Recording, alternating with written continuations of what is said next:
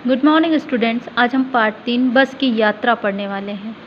इसके अंदर बताया है कि किस प्रकार लेखक बस की यात्रा करते हुए बस की स्थिति को देखकर डर रहा था और अंत में पहुंचकर उसे इस यात्रा से बड़ी खुशी हुई, लेकिन बस की इस दुर्दशा को देखते हुए वह बहुत दुखी हो रहा था। आइए अब हम इस पाठ को पढ़ते हैं। हम 5 मित्रों ने तय किया कि शाम 4 बजे की बस से चलें। पन्ना से इसी बस की सतना के लिए घंटे भर बाद बस मिलती है, जो जबलपुर की ट्रेन से मिला देती है। सुबह घर पहुंच जाएंगे। हम में से 2 को सुबह काम पर हाजिर होना था, इसलिए वापसी का यही रास्ता अपनाना जरूरी था। लोगों ने सलाह दी कि समझदार आदमी इस शाम वाले बस से सफ़र नहीं करते। क्या रास्ते में डाकू मिलते हैं? नहीं, यह बस डाकिन है। यानी बस की बुराई बताते हुए लोगों ने उन्हें इस बस से यात्रा करने के लिए मना किया। बस को देखा तो श्रद्धा उमड़ गई। यानी बस ऐसी जर्जर अवस्था में थी जिस प्रकार एक बूढ़ा व्यक्ति होता है। खूब वयोवृद्ध थी। सदियों के अनुभव के निशान लिए लोग इसलिए सफ़र नहीं करना चाहते थे कि वृद्धावस्था में इसे कष्ट होगा। यह बस पूजा के योग्य थी, उस पर सवार कैसे हुआ जा सकता था। यहाँ पर जिस प्रकार वृद्ध लोगों के प्रति श्रद्धाभाव दिखाना एक अपना मानवीय स्वभाव होता है, तो उसी प्रकार उस जर्जर अवस्था की जीर्ण शीर्ण दशा को देखकर लेखक कह रहा था कि ऐसा लग रहा था कि ये बस बहुत पुरानी है और इसमें किस प्रकार से यात्रा की जा सकती है। बस कंपनी के हिस्सेदार भी उसी बस से जा रहे थे। हमने उनसे पूछा, यह बस चलती भी है? वह बोले, चलती क्यों नहीं, अभी चलेगी। हमने कहा, वही तो हम देखना चाहते हैं, जब अपने आप चलती है या? हाँ जी।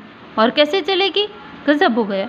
ऐसी बस जो अपने आप चलती है। हम आगा पीछा करने लगे, यानी वो सोचने लगे, असमंजस में हो गए कि हम जाएं या ना जाएं। डॉक्टर मित्र ने कहा, डरो मत, चलो, बस अनुभवी है। यानी वृद्ध है मतलब अनुभवी है, नई नवीली बसों से ज़्यादा विश्वसनीय है, हमें बेटों की तरह प्यार से गोद से लेकर चलेगी। हम बैठ गए। जो छोड़ने आए थे वे इस तरह देख रहे थे जैसे अंतिम विदाई दे रहे हो। उनकी आंखें कह रही थी, आना जाना तो लगा ही रहा, आया है सो जाएगा, राजा रंग फकीर। यानी जो उन लोगों को छोड़ने आए थे वो इस बस की स्थिति को देखते हुए उन्हें इस प्रकार विदा कर रहे थे जैसे उनको अंतिम विदाई दे रहे हो। आदमी को कुछ करने के लिए एक निमित्त चाहिए। इंजन सचमुच स्टार्ट हो गया, ऐसा जैसे सारी बस ही इंजन है और हम इंजन के भीतर बैठे हैं। कांच बहुत कम बचे थे, जो बचे थे उनसे हमें बचना था। हम फौरन खिड़की से दूर सरक गए। इंजन चल रहा था। हमें लग रहा था कि हमारी सीट के नीचे इंजन है। बस सचमुच चल पड़ी। हमें लगा यह गांधी जी के असहयोग आंदोलन और सविनय अवज्ञा आंदोलन के वक्त अवश्य जवान रही होगी। उसे ट्रेनिंग मिल चुकी थी। हर हिस्सा दूसरे से असहयोग कर रहा था। यानी बस पूरी तरह सही ढंग से नहीं चल रही थी। पूरी बस सविनय अवज्ञा आंदोलन के दौर से गुजर रही थी। सीट का बॉडी से असहयोग चल रहा था। कभी लगता सीट बॉडी को छोड़कर आगे निकल गई है, कभी लगता सीट को छोड़कर बॉडी आगे भागी जा रही है। 8-10 मील चलने के बाद सारे भेदभाव मिट गए। समझ में नहीं आता कि सीट पर हम बैठे हैं या सीट हम पर बैठी है।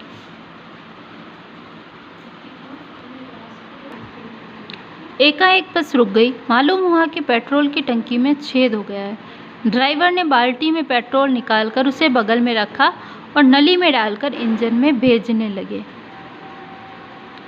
अब मैं उम्मीद कर रहा था कि थोड़ी देर बाद बस कंपनी के हिस्सेदार इंजन को निकालकर गोद में रख लेंगे और उसे नली से पेट्रोल पिलाएंगे, जैसे माँ बच्चों के मुंह में दूध की शीशी डालती है।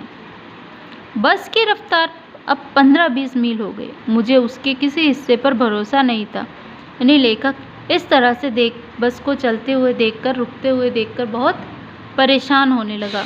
ब्रेक फेल हो सकता था, स्टीयरिंग टूट सकता था। प्रकृति के दृश्य बहुत लुभावने थे। दोनों तरफ हरे भरे पेड़ जिन पर पक्षी बैठे थे। मैं हर पेड़ को अपना दुश्मन समझ रहा था। जो भी पेड़ आता डर लगता कि इससे बस टकराएगी। वह निकल जाता तो दूसरे पेड़ का इंतजार करता। झील दिखती तो सोचता कि इसमें बस गोता लगा जाती। इस तरह बस को चलते हुए देखकर उस लेखक को लग रहा था कि ये बस कभी भी खराब हो सकती है, कभी भी झील में गिर सकती है या किसी भी पेड़ से टकरा सकती है। एकाएक बस फिर रुकी। ड्राइवर ने तरह तरह की तरकीबें की पर वह नहीं चली। सविनय अवज्ञा आंदोलन शुरू हो गया। कंपनी के हिस्सेदार कह रहे थे, बस तो फर्स्ट क्लास है जी, यह तो इत्तेफाक की बात है।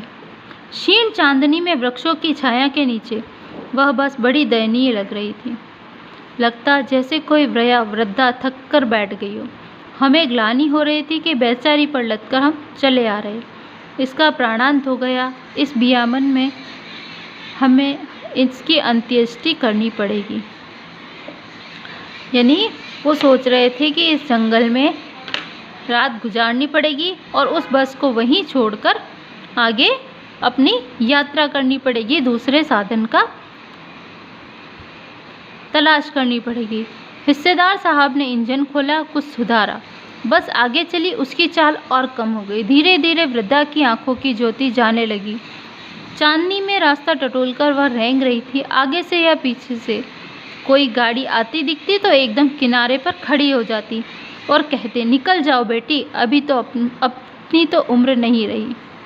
यानी जब बस धीरे धीरे चलने लगी तो उसकी जो बत्तियां थी वो कम होने लगी और वो धीरे धीरे चल रही थी। तो जब कोई पीछे से आगे से गाड़ी आती तो ड्राइवर उस बस को एक साइड में खड़ा कर देता और उस गाड़ी को पहले आगे निकलने देता था। दूसरा घिसा टायर लगाकर बस फिर चली। अब हमने वक्त पर पन्ना पहुंचने की उम्मीद छोड़ दी। पन्ना कभी भी पहुंचने की उम्मीद छोड़ दी। पन्ना क्या, कहीं भी कभी भी पहुंचने की उम्मीद छोड़ दी।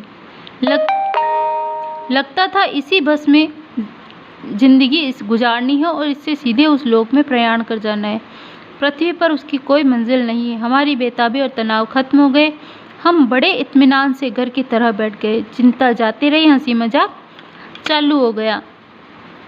जब बस का टायर फट गया तब दूसरा टायर लगाया और वो भी पुराना और घिसा हुआ था। तो इस तरह की उम्मीद, बस की ऐसी स्थिति देखकर तो बस लेखक और उसके साथियों ने पन्ना जहां उनको जाना था वहां पर जाने की उम्मीद को छोड़ दिया कि हम पन्ना क्या, कहीं पर भी कभी भी नहीं पहुंच पाएंगे। इसी बस में हमारा जीवन समाप्त हो जाएगा। इस तरह अपनी चिंता को समाप्त करके वो बड़ी बेफिक्री से यात्रा करने लगे।